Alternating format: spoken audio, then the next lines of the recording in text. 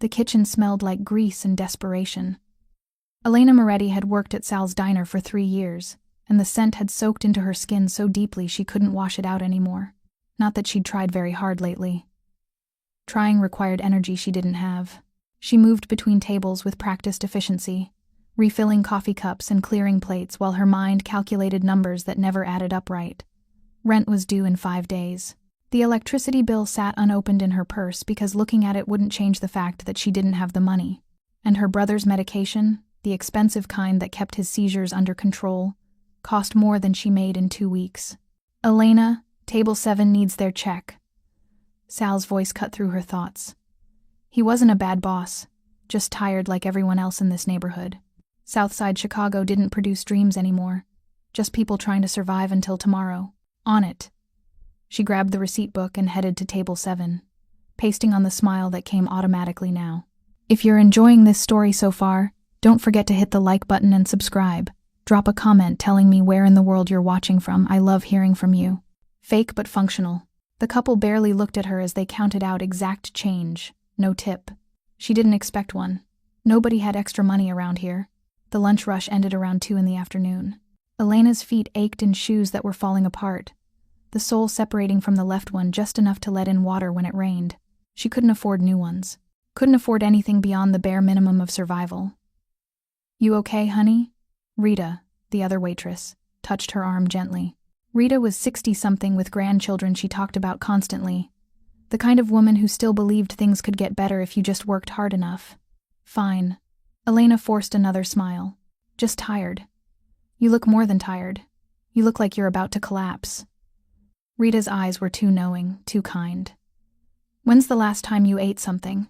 Elena couldn't remember. Yesterday morning, maybe. She'd given her. Portion to Marco last night because he'd been having a bad day, his hands shaking from medication adjustments. 18 years old and his whole life was doctors and pills and seizures that came without warning. "I ate." The lie tasted bitter. "I'm good." Rita didn't believe her. Elena could tell, but the older woman just squeezed her arm and went back to wiping down tables. The diner was nearly empty now, just a few regulars nursing coffee and pretending they had somewhere better to be. Elena checked her phone. 2 texts from Marco asking when she'd be home, 1 notification from the bank about insufficient funds, and 3 missed calls from a number she didn't recognize but knew anyway. Tommy Vega didn't take no for an answer. Her stomach twisted with familiar dread. 3 months ago, when Marco had his worst seizure yet, and the hospital bills piled up faster than she could count, she'd made a mistake. A desperate, stupid mistake. She'd gone to Tommy Vega, a loan shark who operated out of a pawn shop on Halstead Street, and borrowed $5,000 at an interest rate that should have been illegal. It was illegal, probably, but legality didn't matter when your brother was seizing on the kitchen floor and you didn't know if he'd wake up this time. She'd missed 2 payments. The interest kept compounding. Tommy's calls kept coming. And last week, his patience had run out. "You got 1 more week, Elena." His voice had been pleasant, almost friendly. That's what made it terrifying. "Then I start taking payment in other ways. And you won't like those ways, I promise you that." She knew what he meant. Girls who owed Tommy money had options. None of them involved keeping their dignity intact. Elena's hands shook as she tied her apron strings tighter. 1 more week. She needed to make $800 in 1 week, or Tommy would come collecting. She'd picked up every extra shift possible, but it still wasn't enough. It was never enough. "Elena?" Sal called from the kitchen. "You mind closing tonight?" Jenny called in sick. Another shift, another few hours, another maybe $40 if she was lucky. "Sure," she said. "No problem." She stayed until 11 at night, her feet screaming and her back aching. The dinner crowd had been slightly better. A few decent tips from people who still remembered what it felt like to struggle. She counted her money in the bathroom before leaving. $63. Added to what she'd saved, she had maybe $400 total. Not enough. Not nearly enough. The walk home took 20 minutes through streets that got darker and more dangerous with every block. Elena kept her head down. Keys threaded between her fingers like claws. She'd been mugged twice in the past year. The first time they'd taken her purse. The second time they'd taken more than that, leaving bruises that had taken weeks to fade. She was 3 blocks from her apartment when she heard footsteps behind her. Don't run. Running made you pray. She kept walking, steady and purposeful, like she belonged here, Like she wasn't terrified. Elena Moretti. The voice made her blood freeze. She turned slowly. 3 men stood under a broken streetlight, their faces half-shadowed but recognizable. Tommy's guys. She knew their names. Ray, Marcus, and the tall one everyone called Snake because of the tattoo that crawled up his neck. "Tommy wants to talk to you," Ray said. He was the youngest, maybe 25, with a smile that didn't reach his eyes. "I'm working on getting him his money." Elena's voice came out steadier than she felt. "I just need a few more days." "That's not what he sent us for." Snake stepped closer. He smelled like cigarettes and something chemical, probably drugs. "He's done waiting. Says it's time to discuss alternative payment arrangements." Her stomach dropped. "I don't want alternatives. I'll get him the money." "How?" Marcus spoke for the first time. He was older, harder, with scars that suggested he'd been doing this a long time. "You make minimum wage plus tips. The math doesn't work, sweetheart. You'll never catch up on what you owe." "I'll figure it out. Tommy's already figured it out for you." Ray grabbed her arm, fingers digging into her bicep hard enough to bruise. "He's got a friend who runs a club downtown. Private parties, high-end clients. You work off your debt there. Few months. You're clean. Easy. Not easy. Never easy." She knew exactly what kind of clubs took girls with debts they couldn't pay. No. That wasn't a question. Snake moved behind her, blocking her escape route. "You come with us now, or we take you. Your choice how this goes." Elena's heart hammered against her ribs. She looked around desperately. The street was empty, windows dark, nobody awake or willing to help. "My brother. He needs me. He can't be alone. Should have thought about that before you borrowed money you couldn't repay." Ray pulled harder, dragging her toward a van parked at the curb. She fought then. Not smart, probably suicidal, but the thought of Marco waking up alone, having a seizure with nobody there to help, made her desperate. She twisted, clawed at Ray's face, screamed as loud as she could. Marcus hit her. Hard. Across the face with the back of his hand. Her head snapped sideways, pain exploding through her cheekbone. She tasted blood, warm and metallic. "Stupid bitch." He grabbed her hair, yanking her head back. "You want to do this the hard way? We can do it the hard way." Snake pulled out a knife. Not to threaten, she realized with horror. To use. He pressed it against her side, just under her ribs. "Scream again and I'll make sure it's the last sound you make." The blade bit into her skin through her shirt. Shallow, just enough to break the surface. Blood bloomed warm and wet against her side. Elena gasped, tears streaming down her face. They dragged her toward the van. She couldn't fight anymore. Couldn't do anything except stumble forward while blood soaked into her clothes. This was how it ended. This was how she disappeared. Marco would wake up alone, would call her phone over and over, would eventually realize she wasn't coming back. "Please." The word fell out of her mouth, desperate and pathetic. "Please, my brother needs me. He's sick. He'll die without his medication." "Should have thought about that," Ray started. "Let her go." The voice came from behind them, low and absolute, the kind of voice that expected obedience because it had never been denied. Elena's captors froze. Snake's knife pressed harder against her side, making her gasp. Ray's grip tightened on her arm, but they'd stopped moving. "This doesn't concern you." Marcus spoke without turning around, but Elena heard the uncertainty in his voice. "Walk away." "I don't walk away from things that happen on my streets." Footsteps approached, measured and unhurried. "And this is definitely my street." Elena managed to turn her head just enough to see him. Tall, maybe 6'2", wearing a dark coat that probably cost more than her annual rent. His hair was black, pushed back from a face that looked carved from marble, all sharp angles and severe beauty. He was younger than she expected, mid-30s maybe, but he carried himself like someone who'd been in control for a lifetime. What caught her attention, what made her breath stop entirely, was his eyes. Dark, almost black, and completely devoid of mercy. "Mr. Cardano." Ray's voice had changed completely, fear replacing arrogance. "We didn't know you were in the area. Clearly." The man, Cardano, moved closer. Elena could see him better now, expensive suit under the coat, a thin scar through his left eyebrow, hands in his pockets, relaxed, like he was discussing the weather instead of watching a woman get assaulted. "Who's the girl?" Nobody. Marcus finally released her hair. Just collecting a debt for Tommy Vega. Tommy Vega, Cardano said. The name like it tasted bad. The loan shark who operates, without permission in my territory. That Tommy Vega? Silence. Heavy and suffocating. I asked a question. Cardano's tone didn't change, but something in the air shifted. Became dangerous. Yes, sir. Snake's knife slowly pulled away from Elena's side. He sent us to collect from her. She owes him 8,000. How much did she borrow? 5,000. 3 months ago, Elena added, before she could stop herself. Her voice shook, but she met Cardano's eyes. 3 months ago, the interest is predatory. One of Cardano's eyebrows rose slightly. She speaks, and coherently, despite bleeding. His gaze dropped to her side where blood had soaked through her shirt. Put her down. Mr. Cardano, Tommy's going to be pissed if we don't. Do I look like I care what Tommy Vega thinks? Now there was steel in his voice. Pure, cold steel.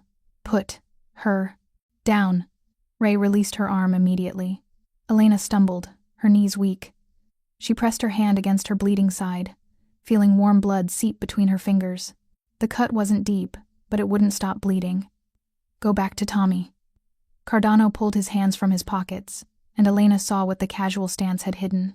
He wore rings on several fingers, heavy gold that caught the streetlight, but more importantly, she saw the gun holstered under his arm, visible for just a second when his coat shifted. Tell him Nico Cardano is very interested in discussing his business practices. Tell him I'll be visiting soon. And tell him his debt collectors just forfeited a very expensive asset. Sir, you can't just, I can do whatever I want. This is my city. Nico's voice went soft, which somehow made it worse. Would you like to debate that point? Because I'm happy to demonstrate exactly how much authority I have here. They ran, actually ran, scrambling into their van and peeling away fast enough to leave tire marks. Elena watched them go, then her knees gave out. She hit the pavement hard, pain shooting through her kneecaps. Blood dripped from her side onto the concrete, dark puddles that looked black under the streetlight. I'm sorry. The words came automatically, trained into her by years of apologizing for existing, for struggling, for being in the way. I'm sorry I'm bleeding on your street. She looked up at Nico Cardano, this man who'd saved her for reasons she didn't understand, and felt tears burn her eyes. I'm sorry. Nico stared at her for a long moment. Then he did something completely unexpected. He crouched down, bringing himself to her level. Up close, she could see more details. The 5 o'clock shadow along his jaw, the silver cuff links at his wrists, the way his dark eyes studied her face like he was memorizing every detail. You're apologizing for bleeding. It wasn't a question, but there was something almost curious in his tone. After being stabbed and threatened on my street, I didn't mean to cause trouble. Elena pressed harder against her side. The bleeding wasn't stopping. Actually, it might be getting worse. Her head felt light, floaty. I'll leave. I won't bother you. You'll pass out before you make it 10 feet. Nico tilted his head slightly. How much blood have you lost today? Before this, I mean. What? You're pale, malnourished. There are circles under your eyes dark enough to be bruises. This isn't your first injury recently. He wasn't asking. He was observing, cataloging. When's the last time you slept through the night? Elena couldn't remember. I work a lot, and eat never, apparently. Nico stood smoothly, then held out his hand. The same hand that moments ago had signaled enough authority to make 3 violent men flee. Can you stand? She stared at his hand. Clean, manicured, wearing rings that probably cost more than everything she owned combined. I don't understand what's happening. You're bleeding on my street. I'm offering to help you not die on it. The math is simple. His hand remained steady, waiting. Take it or don't. But decide quickly, because you're losing blood, and I have a dinner reservation in 20 minutes. Elena placed her hand in his. His grip was firm, careful, and he pulled her to her feet with surprising gentleness. The world tilted sideways. She stumbled forward, and suddenly his arm was around her waist, supporting most of her weight. Easy. His voice was closer now, right beside her ear. When did you last eat? Yesterday morning. The truth came out because she was too dizzy to lie. I gave my dinner to my brother. He needs to eat with his medication, and we didn't have enough for both of us. Nico went very still. Your brother, the sick one they mentioned? Marco. He's 18. Epilepsy. Severe. Elena's words started slurring together. She could feel consciousness trying to slip away. If I don't go home, he'll be alone. He can't be alone during a seizure. He could die. Address. What? Your address. Where's your brother? Nico was already moving, guiding her toward a car parked half a block away. A very expensive car, black and sleek, like something from a movie. Elena rattled off her address automatically. Why do you need to know? Because you're not going anywhere except a hospital. Nico opened the passenger door with his free hand, while keeping her upright with the other. And your brother needs someone to check on him. I can't afford a hospital. Panic cut through the fog in her head. I already owe $8,000. I can't add more debt. I'll be fine. Just let me go home. You have a knife wound that won't stop bleeding. You're malnourished to the point of potential organ damage. And you can barely stand. Nico helped her into the passenger seat, his movements efficient but surprisingly gentle. You're not fine. You haven't been fine for a very long time. He crouched beside the open door, meeting her eyes directly. I'm going to help you. Not because you owe me. Not because I want something in return. Because you're bleeding, on my street and apparently apologizing for it, which is the most pathetic thing I've seen in months. I don't need pity. Good. Because I don't do pity. Nico reached across her and pulled the seatbelt over her lap, clicking it into place. I do business. And right now, my business is making sure you don't bleed out. We'll discuss terms later. Terms? Elena's vision was definitely fading now. Black spots danced at the edges. What terms? Later. He closed her door and moved around to the driver's side. The car was already running. Had it been this whole time? She hadn't noticed. My brother, she said again, weakly. Marco. Someone needs to check on him. He can't wake up alone. Nico pulled out his phone, dialed without looking away from the road as he pulled into traffic. Luca, I need you to send someone to an address. I'm texting you. 18-year-old kid, epileptic, probably asleep. Have Romano watch him until I give further instructions. Make sure the kid takes his medication if he wakes up. He paused. No, don't scare him. Just tell him his sister sent you. Tell him Elena's fine and she'll be home soon. He hung up and glanced at Elena. Satisfied? She wanted to protest, to ask who Romano was and why she should trust a stranger with her brother. But her head was so heavy and the car was warm and she hadn't felt safe in so long that the sensation was almost overwhelming. Why are you helping me? The question came out barely a whisper. Nico was quiet for a long moment, his eyes on the road, jaw tight. Because 3 men were about to disappear you from my street, and I don't allow that kind of thing in my territory. Because you're bleeding and apologizing for it instead of demanding help like you have every right to. Because you gave your dinner to your sick brother and worked yourself into the ground trying to keep him alive. He glanced at her, something unreadable in his dark eyes. Because someone should help you. And apparently, I'm the only one available. I can't pay you back. I didn't ask you to. His attention returned to the road. Close your eyes. We'll be at the hospital in 10 minutes. Elena tried to stay awake. Tried to watch where they were going, to maintain some sense of control over a situation that had spiraled completely out of her grasp. But she was so tired. So impossibly tired. And for the first time in 3 years, someone else was making the decisions, carrying the weight, telling her it was okay to let go. Her eyes closed. The last thing she felt before unconsciousness took her was Nico's hand briefly touching her shoulder, checking if she was still breathing. The last thing she heard was his voice, quiet but certain. You're safe now. I've got you. Then darkness swallowed everything. Elena woke up to white. White ceiling, white walls, white sheets that smelled like antiseptic and laundry detergent. Hospital. She was in a hospital. Her side ached with a deep, throbbing pain that meant stitches. Her head felt stuffed with cotton, and there was an IV in her arm, clear fluid dripping steadily into her veins. She sat up too fast and immediately regretted it. The room spun, her stomach lurched, and a hand appeared on her shoulder, gently pushing her back down. Easy. The voice was female, middle-aged, professional. You've lost quite a bit of blood. Let yourself wake up slowly. Elena blinked until her vision cleared. A nurse stood beside her bed, checking monitors with practiced efficiency. She had kind eyes and graying hair pulled back in a neat bun. My brother. Elena's throat was dry, her voice scratchy. Marco. I need to call him. He'll be worried. Your brother is fine. The nurse adjusted Elena's the. If you're hooked on this story, make sure to subscribe and turn on notifications so you never miss an upload. Your support means everything and helps me bring you more emotional stories like this one. Mr. Cardano had someone check on him. Apparently he's asleep and doing well. His medication was taken on schedule. Mr. Cardano. Right. The man who'd appeared like some kind of dark guardian angel and taken control of everything. Where is he? In the waiting room. He's been here for 3 hours? The nurse's expression softened slightly. He paid for your treatment. All of it. Refused to leave until we confirmed you'd be okay. 3 hours. Elena looked at the window where gray early morning light filtered through. She'd been unconscious for hours. What time is it? Almost 5 in the morning. The nurse made a note on her chart. You had a knife wound that required 18 stitches, significant dehydration, and anemia from malnutrition. When's the last time you had a full meal? Elena couldn't remember, couldn't answer. The nurse's expression turned disapproving. You're 24 years old. You should be healthy, strong. Instead, you're barely functioning. If you'd gone another week like this, you would have collapsed. Your organs were starting to show stress from malnutrition. I was doing what I had to do. Elena's voice came out sharper than intended. To keep my brother alive. By killing yourself slowly?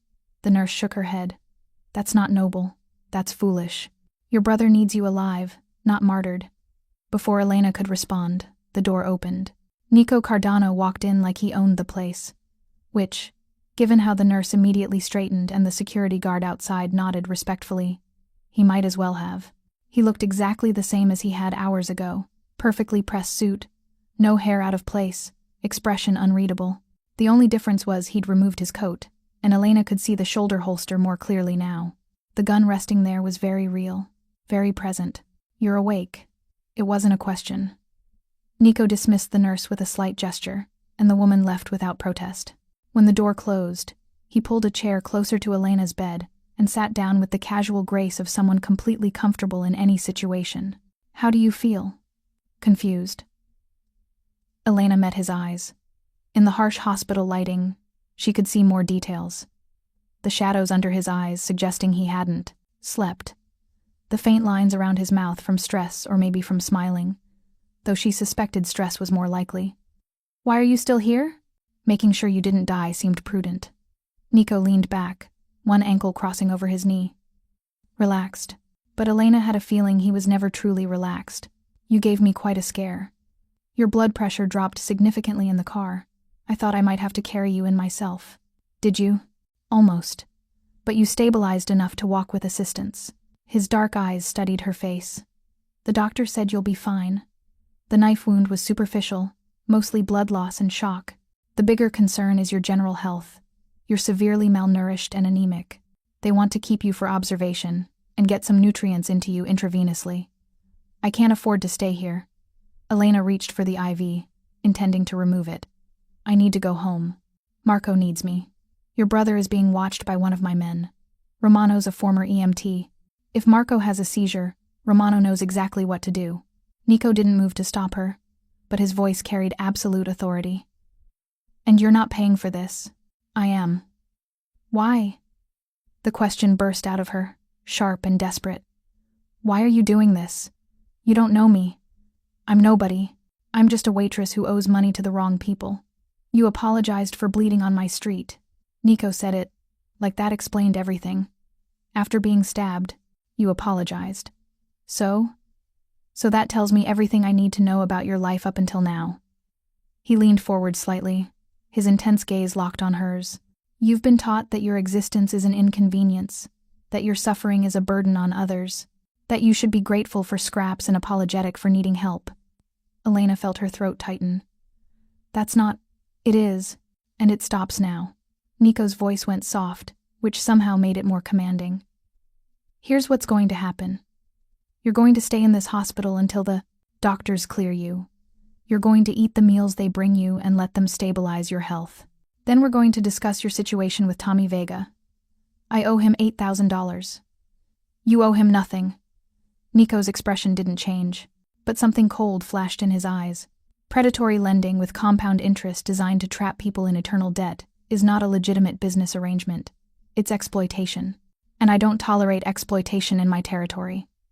Your territory, Elena repeated slowly. Who are you? Really? Nico tilted his head slightly. You don't know? Should I? Something like amusement crossed his face. Most people in Chicago know exactly who I am, but you work 60-hour weeks and spend every moment focused on keeping your brother alive. You don't have time for local crime politics. Crime politics! Elena's stomach sank. You're Nico Cardano. I run most of the South Side, some of the West Side, several businesses downtown. He said it matter-of-factly, like discussing the weather. Some of those businesses are legal. Many are not. All of them are mine. Mafia. The word hung unspoken between them. Elena had heard stories, of course. Everyone had. The Cardano family controlled significant portions of Chicago's underworld. Protection rackets, gambling, money laundering. They were dangerous, powerful, and absolutely not the kind of people you wanted involved in your life. Except one of them had just saved her life. You're scared now, Nico observed her expression. Good. Fear means you're smart enough to understand the situation. But let me be clear about something, Elena Moretti. He leaned closer, his voice dropping to something almost intimate. I don't prey on civilians. I don't exploit the vulnerable. And I especially don't tolerate people like Tommy Vega operating in my territory without permission. So this is about territory? About making an example? Partially. He didn't lie to her, Elena noticed. Didn't try to soften it or make himself look better. But it's also about the fact that you're bleeding on my street and apologizing for it. And that level of defeated acceptance makes me... He paused, seeming to search for words. Angry. On your behalf. Elena didn't know what to say to that. Didn't know how to process any of this. I still can't pay you back. Then don't. Nico stood smoothly. Consider it an investment. In what?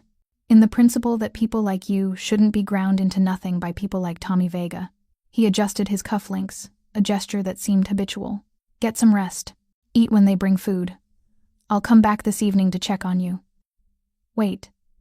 Elena's hand shot out, catching his wrist before she realized what she was doing. His skin was warm under her fingers. She released him immediately. My brother. Can I see him? Or at least talk to him? He'll be terrified.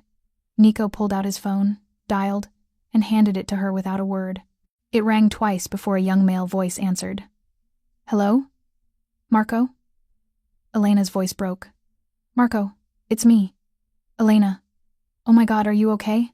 This guy Romano showed up and said you were in the hospital but you were fine. But I didn't believe him, and I've been freaking out. I'm okay, I promise.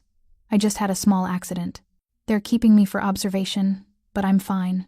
Elena glanced at Nico, who watched her with that unreadable expression. Is Romano treating you okay? He's actually really cool. He made breakfast. Real breakfast, not just cereal. And he knows about epilepsy.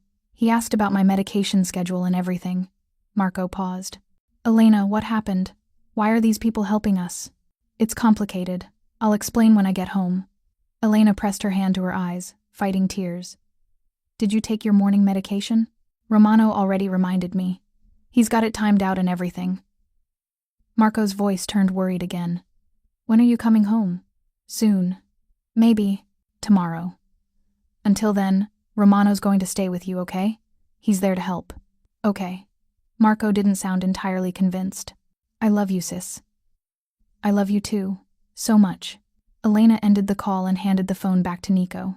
Thank you. Romano will stay with him until you're released. Nico slipped the phone back into his pocket. He's good with kids. You don't need to worry.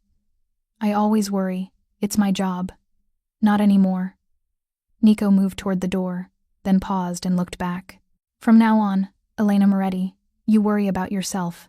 Let me worry about everything else. Then he was gone, the door closing softly behind him. Elena stared at the space he'd occupied, her mind racing. A Mafia boss had saved her life, had paid for her hospital care, was watching her brother, and claimed he was doing it because she'd apologized for bleeding. None of it made sense. But as she lay back against the pillows, feeling the IV drip nutrients into her bloodstream and the pain medication soften the edges of her discomfort, Elena realized something profound. For the first time in 3 years, she felt safe. It was terrifying. The rest of the day passed in a strange haze. Nurses came and went, checking her vitals and bringing food she was actually encouraged to eat. The doctor visited. A middle-aged woman named Dr. Chen, who examined her stitches and frowned at her blood work results. "You're severely anemic," Dr. Chen made notes on her tablet, "and your vitamin D levels are dangerously low. When's the last time you saw a doctor for a checkup?" 3 years ago. Before Marco got sick, before their parents died, before everything fell apart. That explains a lot. Dr. Chen's expression softened. "We're going to keep you another night for observation. I want to get your nutrient levels stabilized before discharging you. And you need to follow up with a primary care physician within 2 weeks. I don't have insurance. That's already been handled." Dr. Chen said it casually, like it was normal for random crime bosses to pay for comprehensive medical care. "All your bills are covered. You just need to focus on recovery." After the doctor left, Elena tried to process everything, tried to make sense of how her life had shifted so dramatically in less than 12 hours. She'd gone from being stabbed in the street to lying in a private hospital room with round-the-clock care, all because she'd bled in the wrong place at the right time. Or the right place at the right time. She wasn't sure which. Her phone, which someone had thoughtfully plugged in to charge, buzzed with texts from Marco. Romano had apparently let him use his phone to send updates.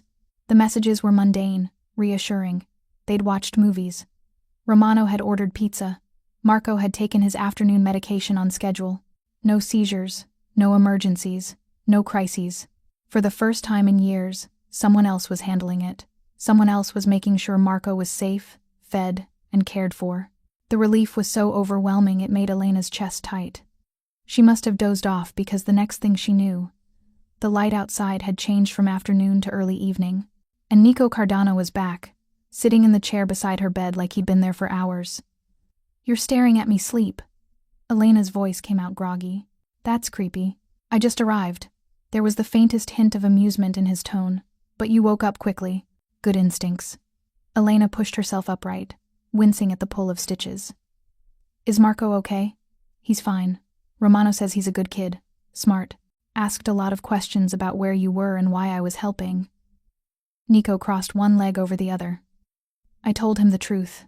That you were hurt, and I happened to be there." He knows there's more to the story. Nico's dark eyes studied her face. But he also knows his sister is safe and being cared for, which is apparently all that matters to him. Elena pulled the thin hospital blanket higher, suddenly self-conscious. In the harsh light, she was aware of how she must look. Unwashed hair, hospital gown, bruises blooming across her arms from IVs and rough handling. Not exactly impressive. "What do you want from me?" she asked it bluntly, needing to understand. Nobody does this much without expecting something in return. Cynical, but accurate. Nico didn't deny it. "I want information first. Tell me about Tommy Vega. How much do you actually owe him? What were the original terms?" Elena explained it all. The $5,000 loan 3 months ago. The interest rate of 20% per month, compounding. The missed payments because she couldn't keep up. The total debt that had ballooned to $8,000 despite her making some payments. 20% monthly compound interest. Nico's expression went cold. "That's not lending. That's systematic theft." "It was my only option." "It wasn't. You just didn't know the other options existed." He leaned forward. "Here's what's going to happen. I'm going to have a conversation with Tommy Vega about operating without permission in my territory. That conversation will result in him canceling your debt entirely and leaving Chicago. Permanently. He won't just cancel it. He'll come after me. He won't." Nico's voice carried absolute certainty. "Because I'll make it very clear that touching you means dying. And Tommy Vega, for all his faults, isn't suicidal." Elena's stomach twisted. "You're going to threaten him, because of me. I'm going to eliminate a problem that should have been handled months ago. You're just the catalyst that brought it to my attention." Nico's gaze didn't waver. "Don't romanticize this, Elena. I'm not doing this purely out of goodness. Tommy's been operating in my territory without paying tribute. He's been preying on vulnerable people and creating instability. That affects my business. This would have happened eventually. You just accelerated the timeline. So I'm convenient. You're a reason." He corrected. "There's a difference. But yes, your situation makes this easier to justify to my associates who might question why I'm spending resources on one woman's debt." At least he was honest. Elena appreciated that more than she probably should. What happens after? After Tommy's gone and my debt is canceled? Do I owe you instead? No. Nico said it firmly. You don't owe me anything. But I do want something from you. Here it comes, Elena thought. The catch. The price. What? I want you to accept help. Real help, not just the hospital bill. Nico pulled an envelope from his inside jacket pocket and set it on her bedside table. Inside is $5,000 in cash. Enough to cover 3 months of rent, your brother's medication, and food.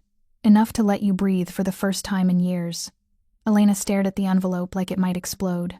I can't take that. Why not? Because I don't know how to pay you back. Because accepting money from you means being in your debt. And I've seen what happens to people who owe money to dangerous men. I'm not Tommy Vega. Nico's voice went hard. I don't prey on the vulnerable. I don't force women into situations they don't want. And I sure as hell don't charge compound interest designed to trap people forever. Then what do you want? Really? Nico was quiet for a long moment, his dark eyes searching her face. I want you to not apologize for bleeding anymore. I want you to eat full meals and sleep through the night and take care of yourself so your brother doesn't lose the only family he has left. I want you to accept that sometimes help doesn't come with strings attached. There are always strings. Not with me. Not with you. He stood, towering over her bed. Take the money, Elena. Use it to survive. When you're ready, when you're healthy and stable, we'll talk about whether you want to keep working at that diner, or if you want something better. Something better like what? I own several legitimate businesses, restaurants, a security company, real estate. All of them need employees. All of them pay fair wages with actual benefits. Nico adjusted his jacket. But that's a conversation for later. Right now, you need to focus on recovering. He moved toward the door, then paused. One more thing. Tomorrow, when you're discharged, Romano will drive you and Marco to a new apartment. It's in a better neighborhood, close to Marco's new school. New school? What are you talking about? Your brother's too smart to waste away in an underfunded public school with overcrowded classes. I've arranged a spot for him at St. Augustine's Academy. Full scholarship, including books and supplies. Elena's throat closed. Why would you do that? Because he deserves better than what he has.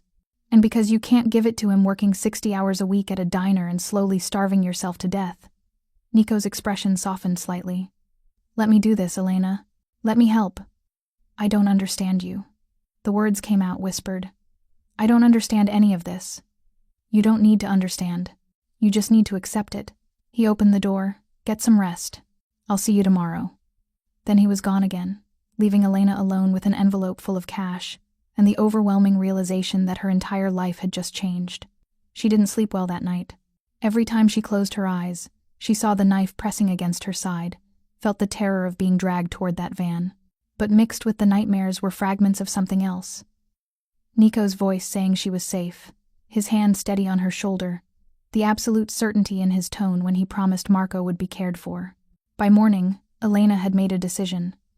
She didn't understand Nico Cardano's motivations, didn't trust that help could come without eventual cost, but she was smart enough to recognize when refusing assistance would hurt Marco more than it would protect her pride. Doctor Chen discharged her at 10 in the morning with a prescription for iron supplements, instructions to eat 3 full meals daily, and a follow-up appointment already scheduled. Elena changed back into her blood-stained clothes from the night before, the fabric stiff and ruined, and tried not to think about how she looked. Romano was waiting in the lobby. He was younger than she'd expected, maybe early 30s, with kind eyes and the build of someone who'd spent time in the military. He stood when he saw her, his posture respectful, but not subservient. Miss Moretti. He extended his hand. I'm Romano. I've been staying with your brother. Elena shook his hand, studying his face. Is he okay? Really okay? He's great. Smart kid. Asks good questions. Romano's smile seemed genuine. He's waiting in the car, mister. Cardano thought you'd want to see him immediately. The car was the same expensive black vehicle from last night. Marco sat in the back seat, and the moment he saw Elena, his face crumpled with relief. She slid in beside him, and he grabbed her in a hug so tight it pulled at her stitches. I was so scared. Marco's voice muffled against her shoulder. Romano said you were fine, but I didn't know if that was true or if he was just saying it to keep me calm. I'm fine, I promise. Elena pulled back to look at him. He looked better than he had in months. Clean clothes, hair washed, face less gaunt. You look good. Did you eat? Romano made me eat everything. Said you'd kill him if I didn't. Marco glanced at Romano, who'd gotten into the driver's seat. He's actually pretty cool. He knows about seizures and everything. He didn't freak out when I told him about my condition. I'm an EMT, Romano said, pulling into traffic. Or I was, before I started working for Mr. Cardano. I've handled plenty of seizure patients. Elena wanted to ask what working for Mr. Cardano actually meant, but Marco was still talking, words tumbling out in a nervous rush. And Elena, you won't believe this apartment Mr. Cardano got for us. It's huge. Like, actually huge. 2 bedrooms, a real kitchen, and the building has security. Romano showed me last night. Marco's excitement was palpable, and he said something about a new school. Street. Augustine's. We'll talk about it. Elena caught Romano's eyes in the rearview mirror. Where exactly is this apartment? Lincoln Park. Good neighborhood, close to the school, easy commute to wherever you decide to work. Romano's tone was carefully neutral. Mr. Cardano thought you'd prefer somewhere safe. Lincoln Park, one of the nicer areas of Chicago. Elena had never even considered living there because the rent alone would have consumed her entire income. How much is the rent? Taken care of for the first year. Romano said it like it was nothing.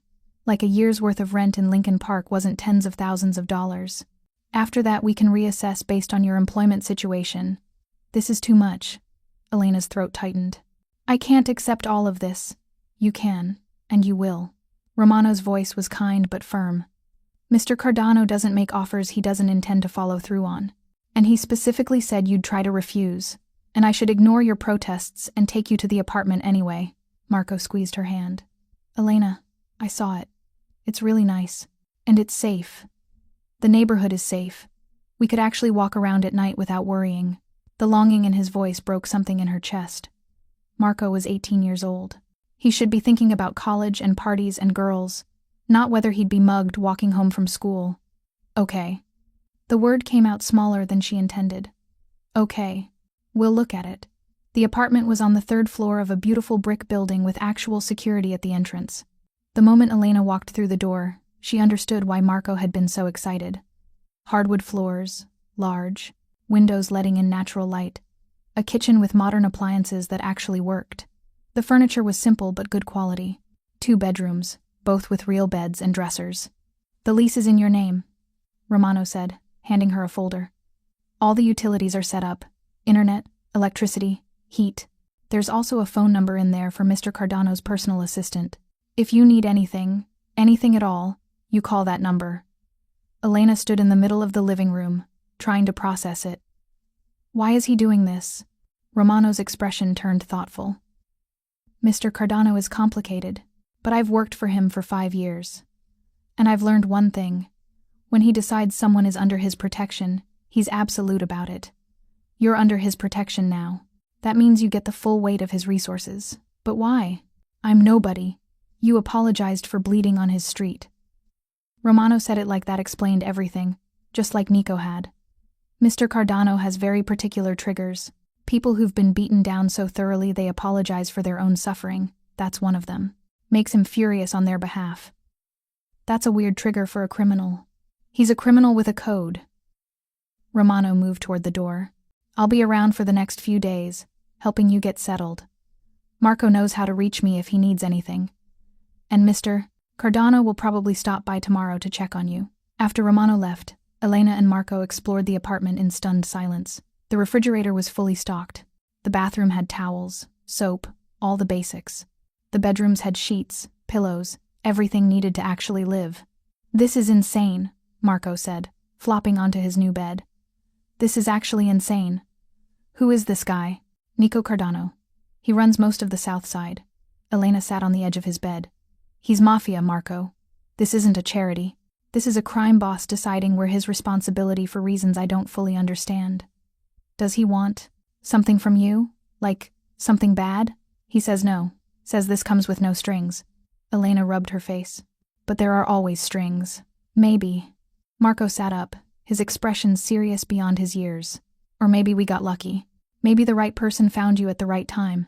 And for once, the universe is on our side. Elena wanted to believe that.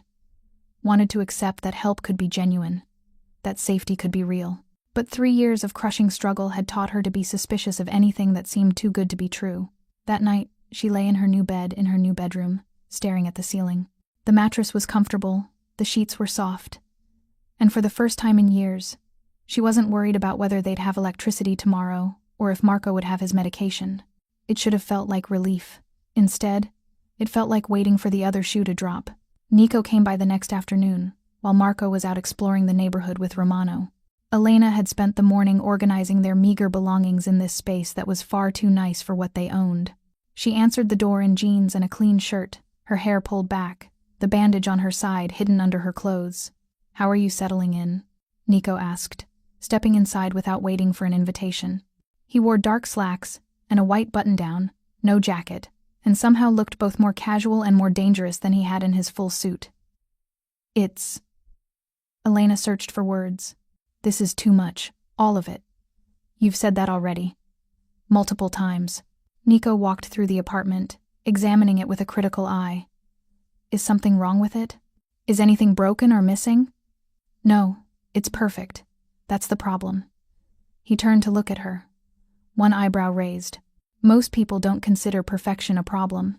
Most people don't suddenly get rescued by a mafia boss and handed an entirely new life. Elena crossed her arms. "I need to understand what you actually want from me.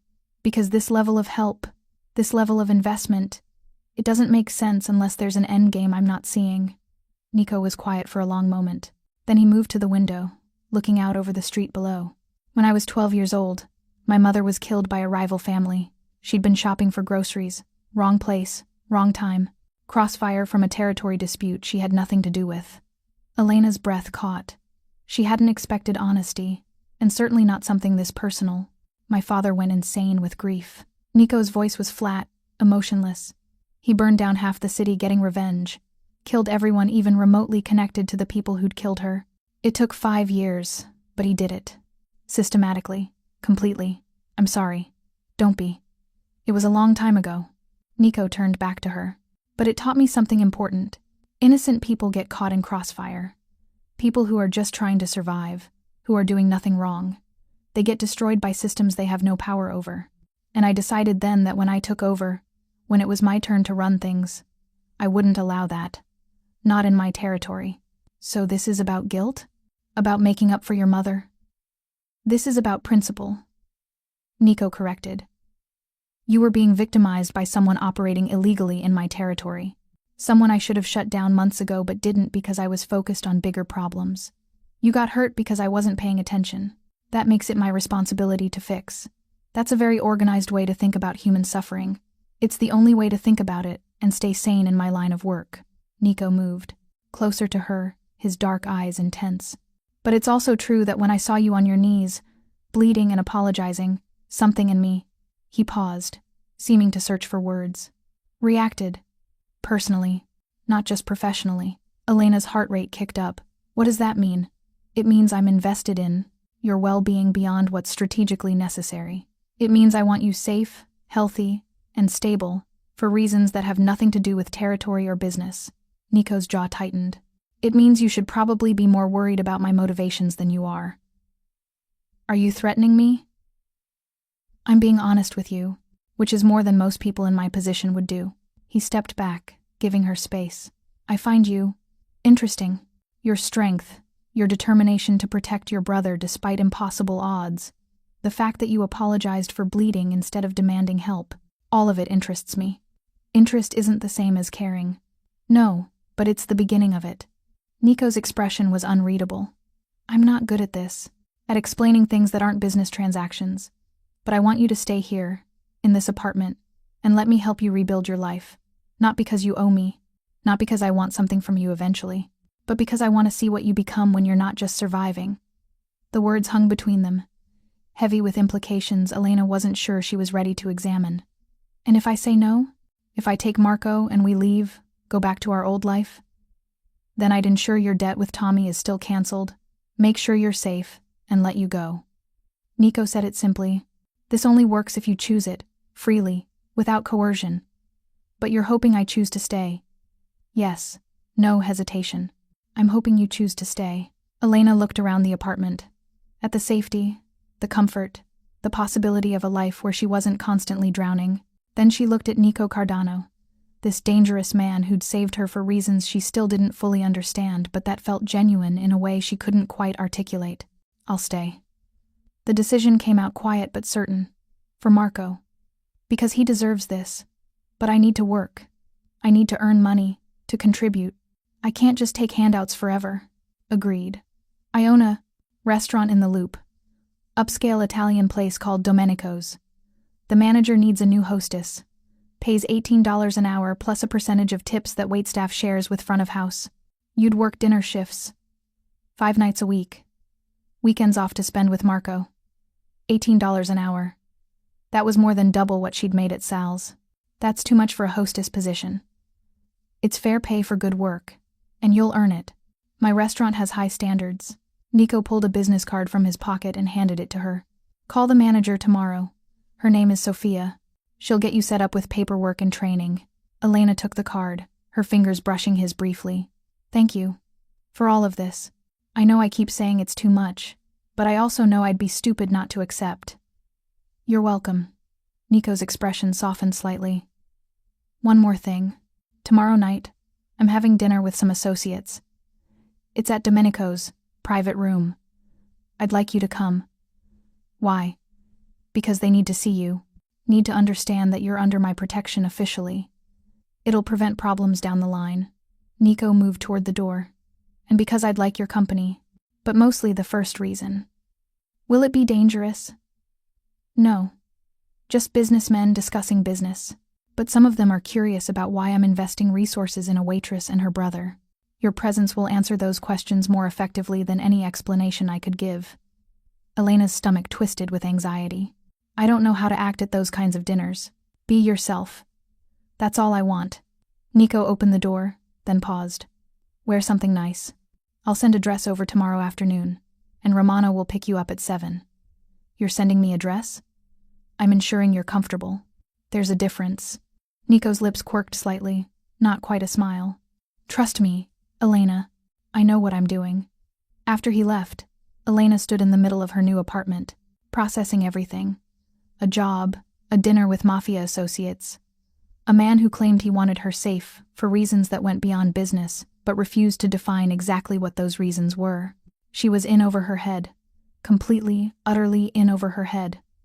But Marco was safe. They had a home. And for the first time in 3 years, she had options beyond barely surviving. That had to count for something. The dress arrived the next afternoon in a garment bag with a high-end boutique's logo. Elena opened it with trembling fingers and pulled out something that probably cost more than 2 months of her old rent. Deep emerald green, simple lines, elegant without being flashy. It fit perfectly, which meant Nico had guessed her size accurately. That observation made her feel both cared for and slightly unnerved. Romano picked her up at 7 exactly. Marco whistled when he saw her. You look fancy, he said, grinning. Like, actually fancy. Not trying to look fancy with cheap clothes fancy. Thanks, I think. Elena adjusted the dress nervously. Are you sure you'll be okay alone?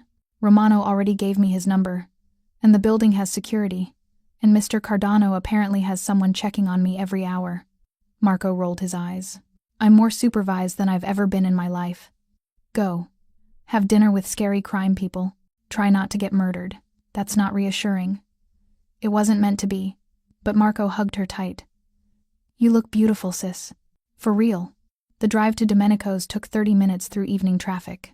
The restaurant was in a better part of downtown, the kind of place Elena had walked past 1,000 times but never imagined entering. Romano opened her door when they arrived. Mr. Cardano is already inside. Private dining room on the 2nd floor. Romano's expression was kind. You'll be fine. Just be yourself. Easy for him to say. He wasn't about to walk into a room full of criminals. The restaurant was beautiful. All dark wood and soft. Lighting. With the kind of sophisticated atmosphere that screamed money. The hostess recognized Romano immediately and led them upstairs without question. The private dining room was smaller than Elena expected. Elegant table set for 8, expensive wine already poured. Nico stood by the window, and when he turned and saw her, something flickered across his face. Appreciation. Maybe. Or something deeper. Elena. He crossed to her immediately. You look perfect. The dress is beautiful. Thank you. It suits you. Nico placed a hand on the small of her back, the touch light but possessive. Come, meet everyone. The associates were exactly what Elena expected. Well-dressed men in expensive suits, most of them older than Nico, all of them with eyes that calculated everything. There were no women except her. Gentlemen, this is Elena Moretti. Nico's voice carried absolute authority.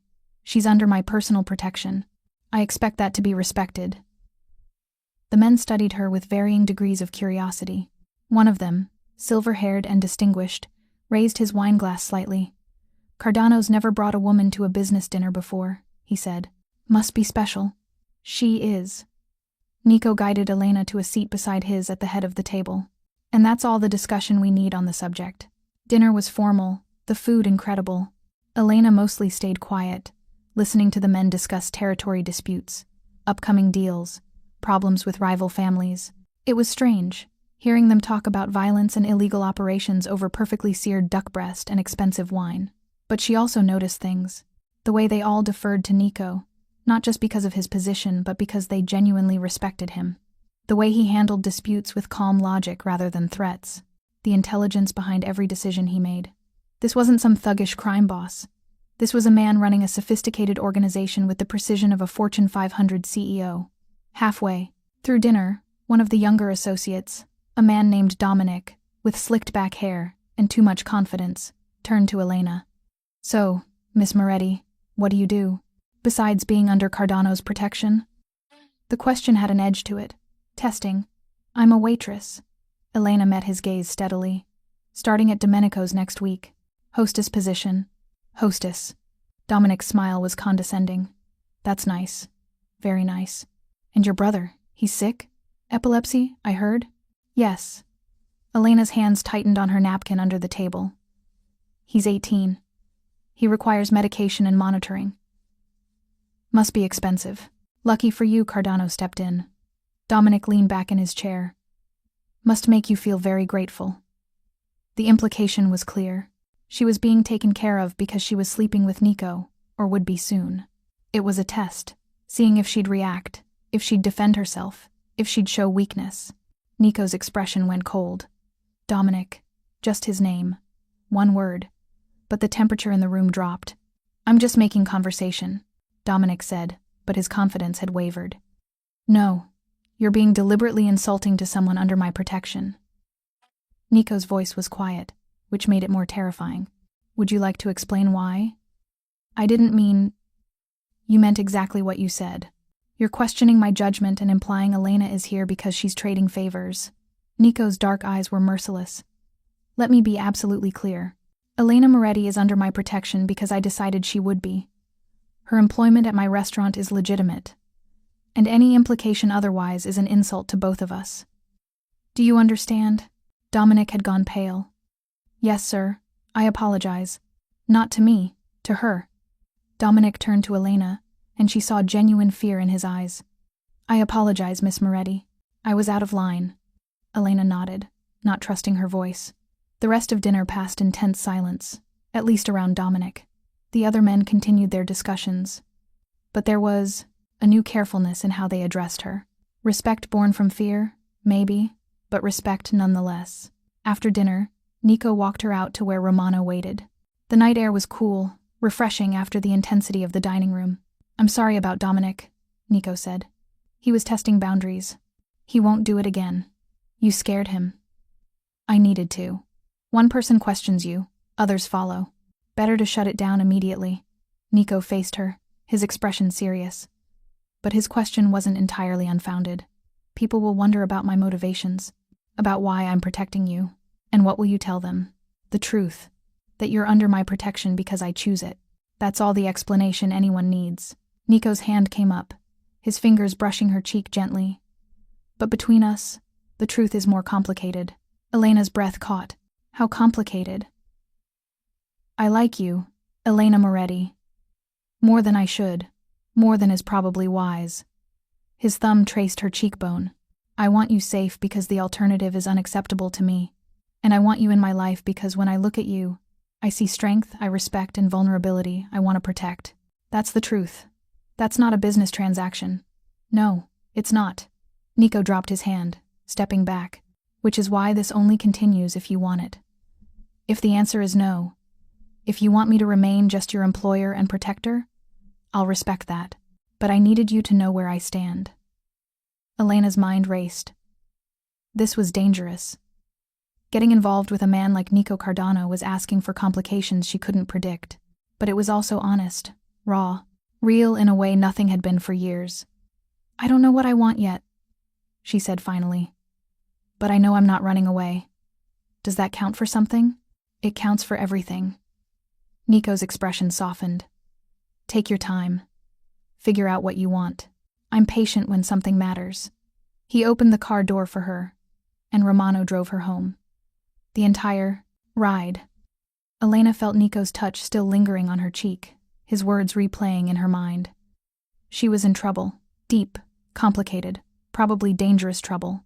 But for the first time in years, she also felt alive. The next 2 weeks fell into a strange new rhythm. Elena started at Domenico's and quickly realized the job was legitimate. Sophia, the manager, was professional and demanding. The work was real. The customers expected excellence. And Elena earned every dollar she made. But she also couldn't escape the reality of who owned the restaurant. Nico came by most nights, usually late, always to the private dining rooms. Sometimes he'd stop at the hostess stand, ask how her shift went, make sure she was eating enough. Sometimes he just nodded to her across the room, a silent acknowledgement that was oddly intimate. The staff treated her differently because of him.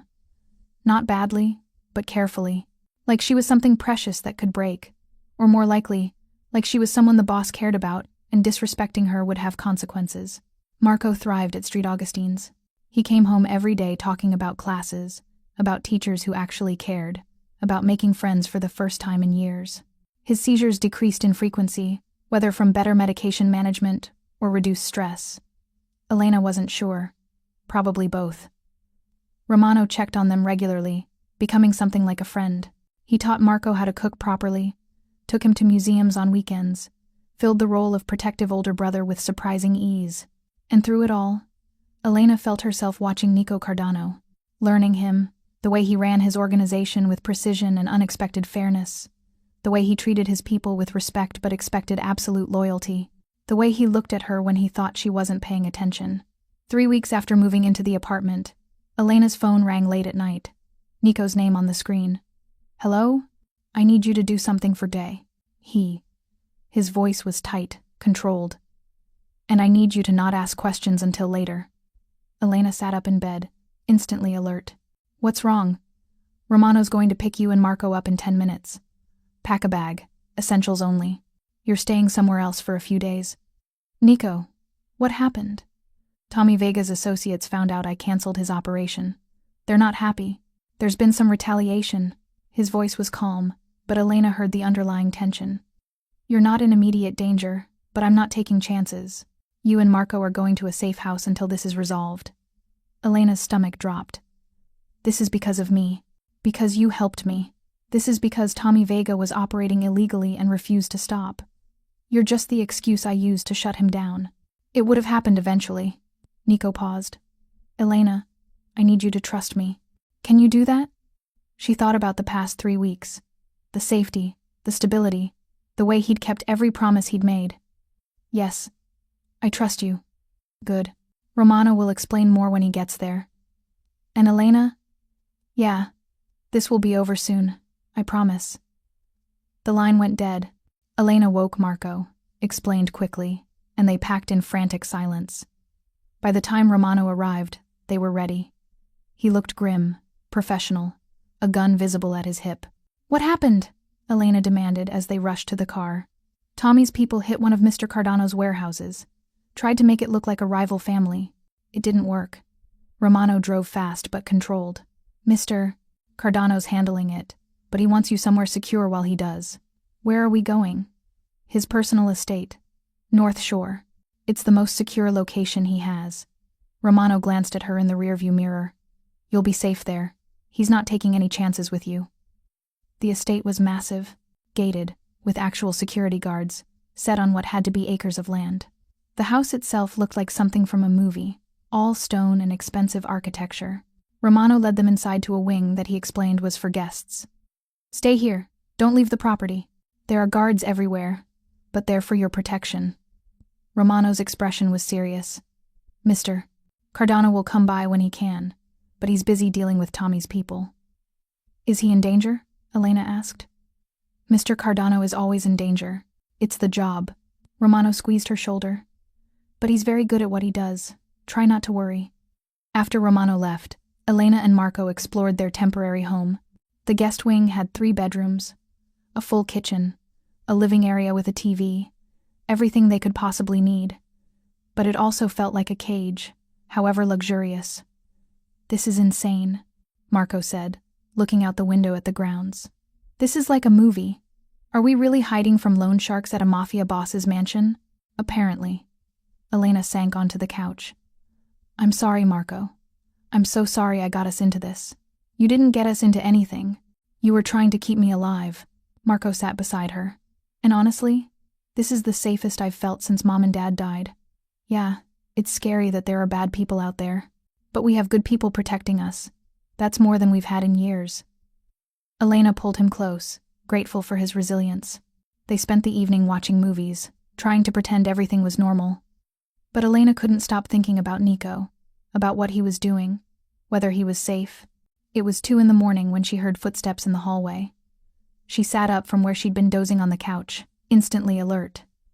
The door opened, and Nico walked in. He looked exhausted. His shirt was untucked, sleeves rolled up, hair disheveled. There was blood on his knuckles. "Is that your blood?" Elena asked, standing. "Some of it." Nico moved to the kitchen, ran his hands under the faucet. "Tommy Vega is dead. So are most of his key associates. The ones who aren't dead have left Chicago permanently. It's over. The matter-of-fact way," he said. It made Elena's stomach turn. "You killed them. I did what was necessary to protect my territory and my people. That included you." Nico dried his hands, wincing slightly. "I'm not going to apologize for it. I'm not asking you to." Elena moved closer. "I'm asking if you're okay." Nico looked at her like she'd spoken a foreign language. "Why wouldn't I be? Because you just killed people. Because you're bleeding. Because you look exhausted." Elena took his hand, examining the split knuckles. "Where's your first aid kit?" "I don't need. Where is it?" She used the same tone he'd used on her at the hospital. Absolute. Something almost like amusement flickered in his eyes. "Bathroom. Under the sink." Elena led him to the guest bathroom and made him sit on the edge of the tub. She cleaned his knuckles carefully, applied antibiotic ointment, wrapped them in gauze.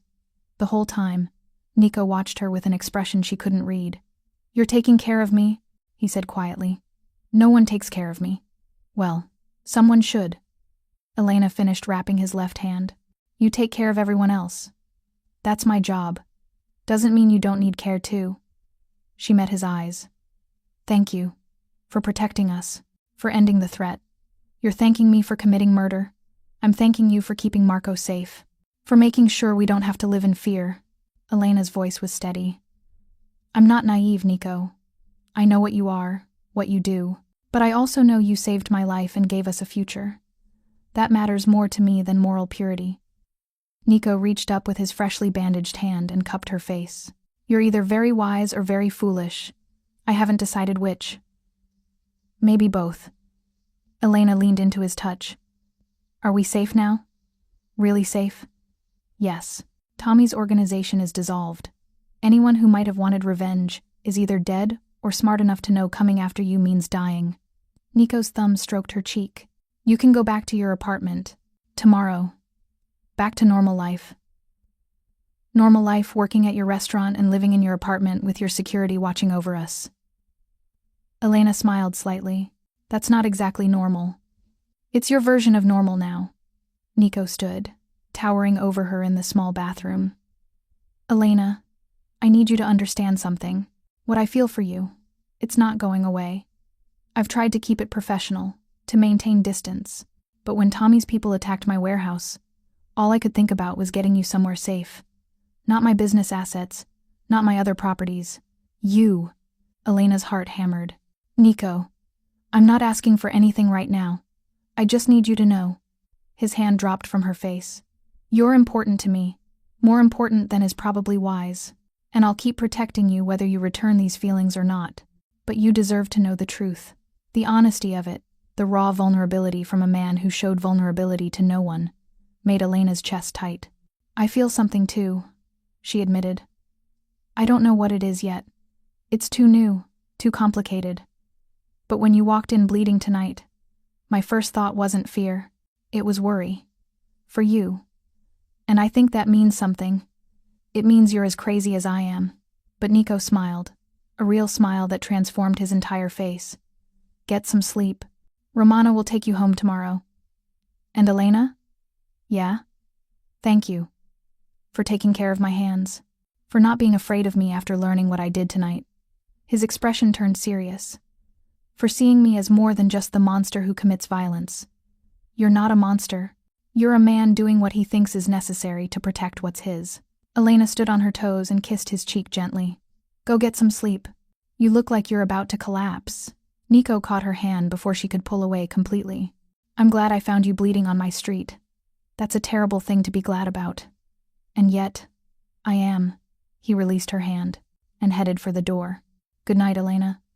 After he left, Elena stood in the bathroom, her hand pressed to where she'd kissed his cheek, trying to process everything that had just happened. She was falling for a Mafia boss, a man who'd just admitted to killing people tonight and showed more vulnerability with her than he probably showed anyone. It should terrify her. Instead, it felt like the most honest thing in her life. They returned to the apartment the next day, and life resumed its new rhythm. But something fundamental had shifted between them. Nico no longer maintained careful distance. He came by the apartment more frequently, sometimes just to have coffee with Elena while Marco did homework.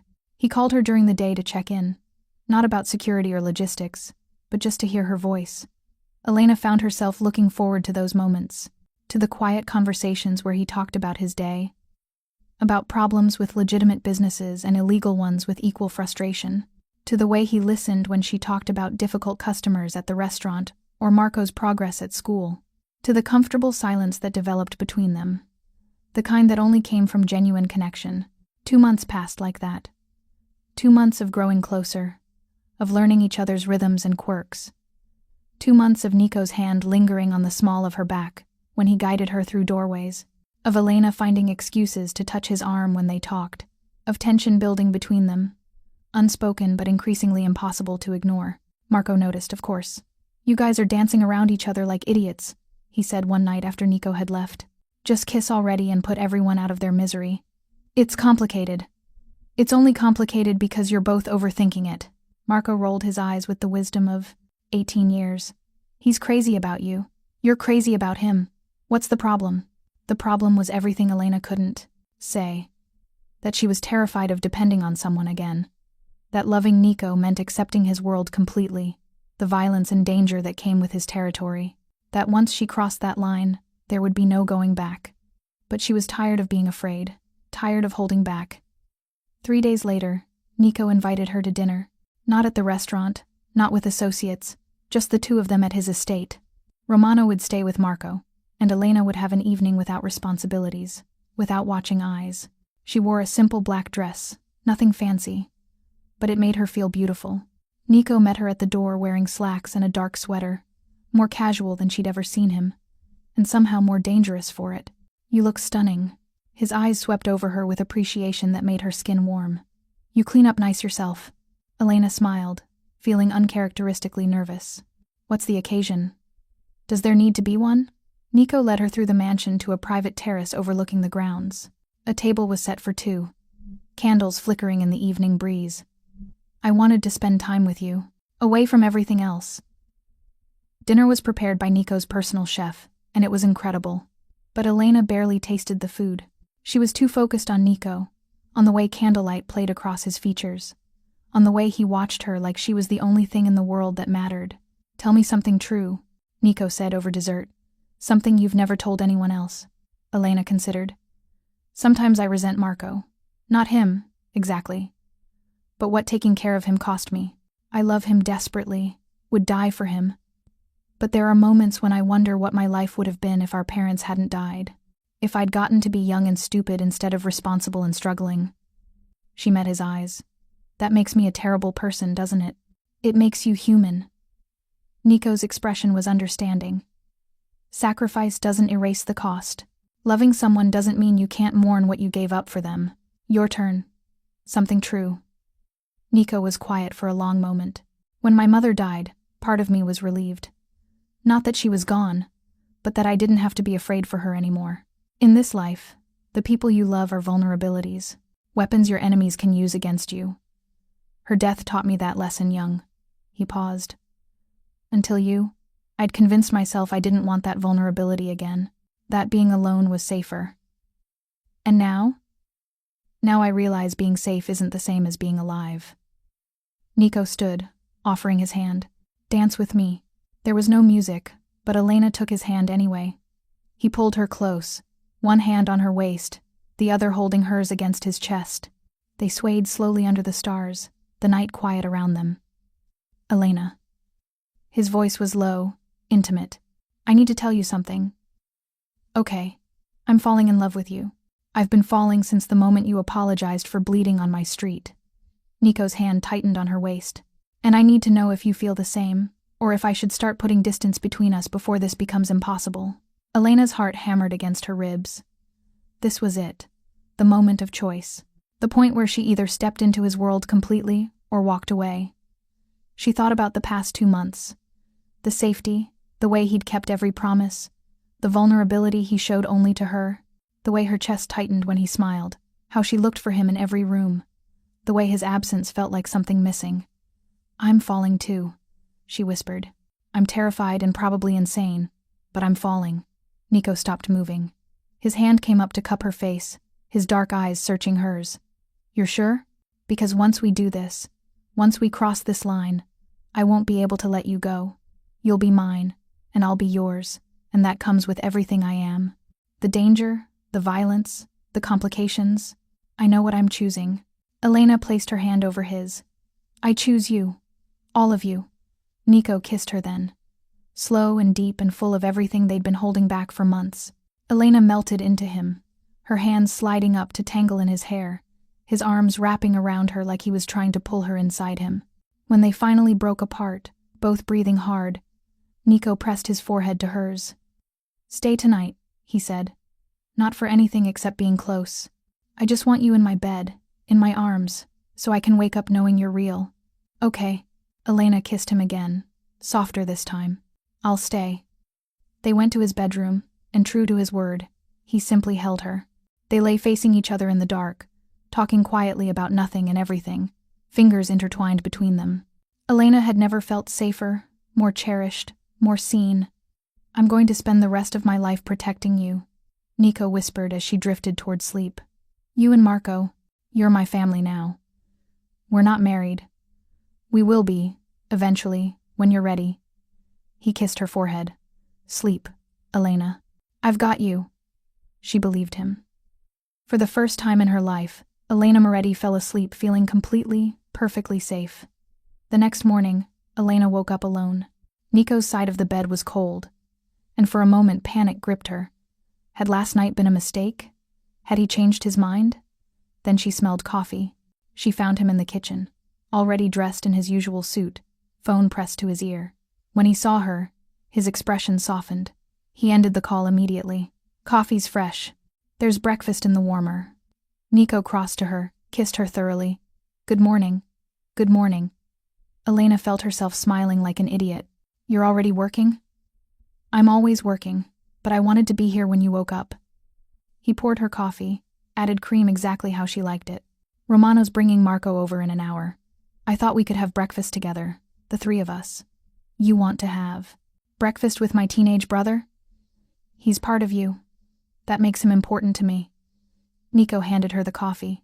Besides, Marco and I need to have a conversation about his sister dating me. He deserves to know my intentions. Your intentions? Elena laughed. This isn't the 1800s. He's 18 years old and you're the only family he has. He deserves reassurance that I'm serious about you, that this isn't casual. Nico's expression was sincere. I respect him too much not to be clear about where this is going. Elena's chest tightened with emotion. You really mean that? I mean everything when it comes to you. He kissed her forehead. Now eat.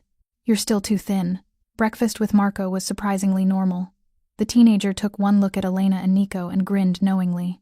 Finally, he said. I was starting to think you'd both die of stubborn independence before admitting you liked each other. Very funny.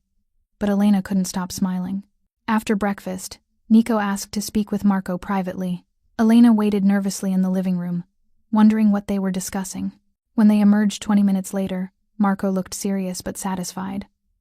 What did you talk about? Elena asked after Nico left.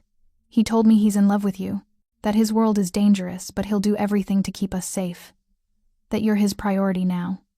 Marco shrugged, and he asked for my blessing, which is old-fashioned but kind of cool. Did you give it? Yeah. He's good for you, Elena, better than anyone else could be.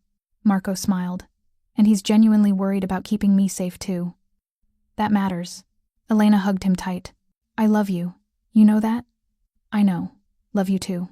Marco pulled back. Now can we talk about the fact that you're dating a literal mob boss? Because that's insane, and also kind of awesome. Elena laughed. For the first time in years, everything felt right. The next 3 weeks were the happiest of Elena's life. She worked at Domenico's, came home to Marco and their beautiful apartment, and spent evenings with Nico. They went to dinners, took walks along the lake, spent quiet nights at his estate talking until dawn. Nico introduced her to more of his world. She met his legitimate business partners, attended charity galas where everyone knew who he really was but pretended otherwise. She learned the code, the careful language people used around power, and she fell more deeply in love with him every day. But happiness was never permanent in Nico's world. The threat came from an unexpected direction. Antonio Russo, head of a rival family in the Western Territories, had been watching Nico's increased attention to Elena, had marked her as a vulnerability. The attack happened on a Thursday night. Elena was closing at the restaurant, walking to her car in the parking garage. She never saw them coming.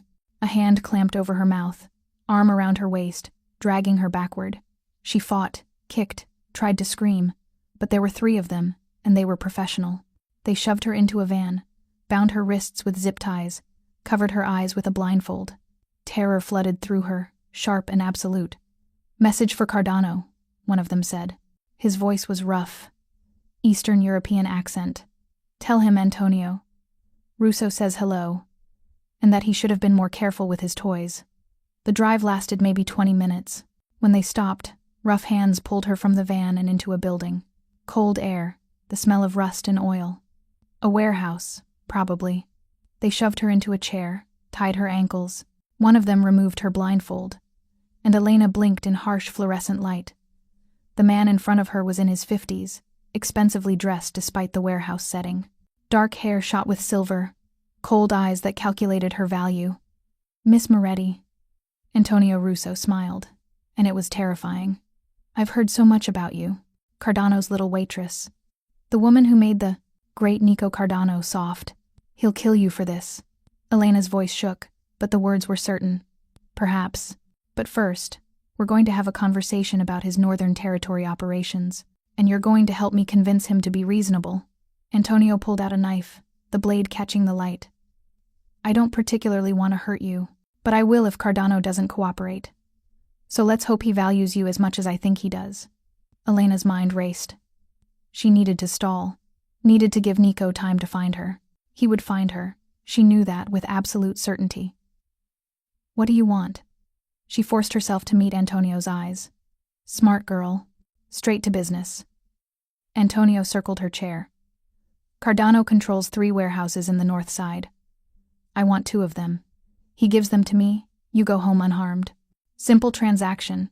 He won't negotiate with you. Not after you took me. Then you'll die, and he'll learn that everyone he loves is a weakness.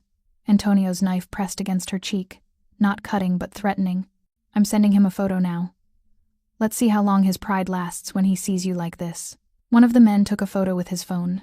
Elena tried to look brave, defiant, but she was terrified and knew it showed. The phone rang minutes later. Antonio answered, putting it on speaker. Russo. Nico's voice was deadly calm. The kind of calm that came before violence. Cardano, I have something of yours. Antonio smiled at Elena. Beautiful girl. Be a shame if something happened to her. If you hurt her, I will burn your entire organization to the ground. Every business, every property, every person you've ever cared about. I will make you watch while I destroy everything, and then I will kill you slowly." Nico's voice never rose, but the promise in it was absolute. "Let her go now, and I'll make your death quick." Bold words for a man whose weakness is tied to a chair in my warehouse. Antonio's knife traced down Elena's throat. 2 warehouses, Cardano. North side. Transfer the deeds by midnight and she goes home. Refuse, and I start sending you pieces of her. Silence. Elena's heart hammered. She knew Nico wouldn't give up his territory, wouldn't negotiate with terrorists. But she also knew he loved her. "You have 2 hours to reconsider," Nico said finally. 2 hours to let Elena go and leave Chicago forever. After that, I'm coming for you. And Russo? I'm bringing everyone. The line went dead. Antonio laughed. Arrogant bastard. He thinks he can threaten me? He turned to his men. Double the guards. When Cardano comes, we'll be ready. But Elena saw something in Antonio's eyes. A flicker of uncertainty. Because when Nico Cardano promised violence, he delivered. Now she just had to survive long enough for him to find her. Time moved strangely in the warehouse. Elena couldn't see her watch. Couldn't track how long she'd been there. Her wrists ached from the zip ties. Her shoulders burned from being bound. Antonio had left her with 2 guards while he prepared defenses. The men didn't talk to her, just watched with bored expressions. Professionals doing a job. Elena tested her bonds carefully. The zip ties were tight, but there was a little give if she twisted her wrists. Not much. Maybe enough. She thought about Nico. About Marco, who would be terrified when she didn't come home. About Romano, who'd promised to keep them safe and would feel responsible for this. And she thought about what Nico would do when he found this warehouse. The violence would be horrific. She knew that, but she also knew she'd be glad for it. These men had taken her, threatened her, and Nico would make them pay. An hour passed, maybe more. Then she heard it. Gunfire. Distant at first, then closer. Shouting. More gunfire. The 2 guards jumped to attention, weapons drawn. "Stay here," one of them ordered. Then they both rushed toward the commotion. Elena worked frantically at her bonds. The zip tie was loosening, her wrists slick with sweat and a little blood. Almost. The door burst open. Nico stood there, gun in hand, his suit jacket gone, shirt splattered with blood. His eyes swept the room, found her, and something fierce and possessive flashed across his face. Elena. He crossed to her in 3 strides, pulling a knife from his belt and cutting her bonds. "Are you hurt?" I'm okay. Her hands were shaking too badly to be useful. "Nico, there are more of them, all dead or contained." Nico cupped her face, checking her for injuries with frantic intensity. "Your face. Did he cut you?" "Just scared me. He didn't actually hurt me." Elena grabbed his wrists. "You came. Did you think I wouldn't?" Nico pulled her up, wrapping his arms around her. "Elena, when I got that call, when I saw that photo, I've never been that terrified in my life. You promised him violence. I delivered." His voice was cold. "Antonio Russo is dead. So are most of his men. The rest will wish they were by the time I'm done with them." Elena should have been horrified, should have been disturbed by the casual way he discussed murder. Instead, she just held him tighter. "Take me home," she whispered. "Please. I just want to go home. Always." Nico lifted her easily, carrying her through the warehouse. Elena kept her face pressed against his chest, not wanting to see the bodies she knew littered their path. Romano was waiting outside with the car. When he saw them, relief flooded his face. "Marco?" Elena asked immediately. "Safe at the estate with 4 guards. He knows you're alive." Romano opened the car door. "He'll be relieved to see you in person." The drive to the estate felt longer than it was. Nico held Elena the entire way, his arms tight around her, his face buried in her hair. She felt him shaking slightly, the adrenaline and fear finally catching up. "I thought I'd lost you," he said quietly. "For 20 minutes after that call, I thought you might already be dead." "I'm here. I'm okay." Elena pulled back to look at him. "You saved me. I should have prevented it in the first place. Should have had more security on you. Should have anticipated. You can't control everything." Elena cut him off. "You can't prevent every threat. But you came for me when it mattered. That's what counts. At the estate, Marco nearly tackled her with a hug. Don't ever do that again, he said, voice muffled against her shoulder. I thought I'd lost you. I'm okay. I promise. Elena held him tight, grateful beyond words that he was safe, that they both were. That night, after Marco finally went to bed, Elena and Nico sat in his room. He'd cleaned up, changed clothes, but there was still tension in his shoulders. This is my life, he said quietly. This is what being with me means. People will use you to get to me. You'll be a target. I know. You could leave. Take Marco somewhere far away. I'd set you up with enough money to start over, to be safe. Nico's voice was rough. I'd let you go if that's what you need. Elena turned to face him fully. Do you want me to go? God, no. The words burst out of him. But I want you safe more than I want you with me. I'm safest with you. Because you'll move heaven and earth to protect me. Elena took his hands. Today proved that. Nico, I'm not leaving. I love you. I choose this life, with all its complications and dangers. I choose you. Something broke in his expression. He pulled her close, holding her like she might disappear. I love you. So damn much it terrifies me. Good. Be terrified together. Elena kissed him. Now come to bed. We both need sleep. They lay tangled together in the dark, neither quite able to relax completely. The trauma of the day hung over them, sharp and recent. I killed 17 men today, Nico said quietly. For you. And I'd do it again without hesitation. I know. Elena's hand found his in the darkness. Thank you for coming for me. Always. For the Bray. The rest of our lives, Elena. You're mine to protect now. That's not changing. Good. Because you're mine to love. And that's not changing either. They fell asleep like that, holding each other in the dark. Trauma and love wound together in the complicated reality of their life. 3 months later, Nico proposed properly. Not in the heat of crisis or emotion, but on a quiet Sunday morning at the estate. Just the two of them in the garden. Coffee cooling on a nearby table. Early spring flowers beginning to bloom. Marry me, he said simply, producing a ring that was beautiful and understated. Not because of the danger, not because of what we've been through. Marry me because I want forever with you. Because waking up without you doesn't make sense anymore. Yes. Elena didn't need to think. Yes, absolutely yes. The wedding was small, immediate family only, which for them meant Marco, Romano, Sofia from the restaurant, and a handful of Nico's most trusted associates. They married in the estate's garden on a perfect June afternoon. When Nico slipped the ring on her finger and promised to love and protect her for the rest of his life, Elena believed him absolutely. When she promised the same, she meant every word. Their life together wasn't simple. There were still threats, still danger inherent in Nico's world, but they faced it together, building something solid out of circumstances that had started with Elena bleeding on a street and apologizing for it. 6 months after the wedding, Elena found out she was pregnant. Nico cried when she told him, actual tears, and spent the next 9 months being obsessively protective. Their daughter was born on a snowy February morning. They named her Sofia, after the woman who'd given Elena her first real chance at Domenico's. She was perfect, tiny and fierce, and loved beyond measure. Marco, now 19, and thriving at university, came home that weekend to meet his niece. He held her carefully, his expression soft with wonder. You did good, sis, he said. You built something amazing out of nothing. Elena looked at Nico, who held their daughter with such tender care, looked at Marco, healthy and happy and safe, looked at the life they'd built from the ashes of her old one. We all did, she said. We all did good. That night, with Sofia sleeping in her bassinet and Nico's arms around her, Elena reflected on how far she'd come.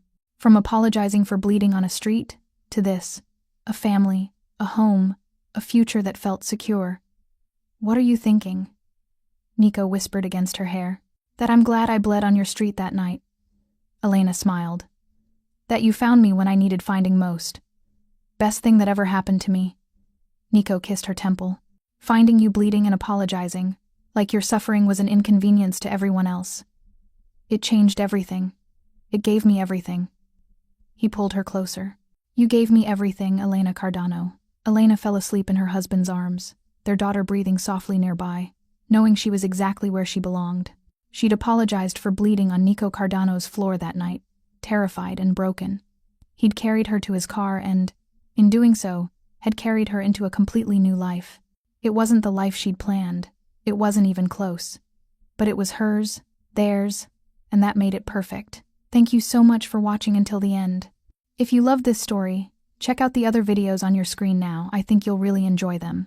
And don't forget to subscribe if you haven't already. See you in the next story.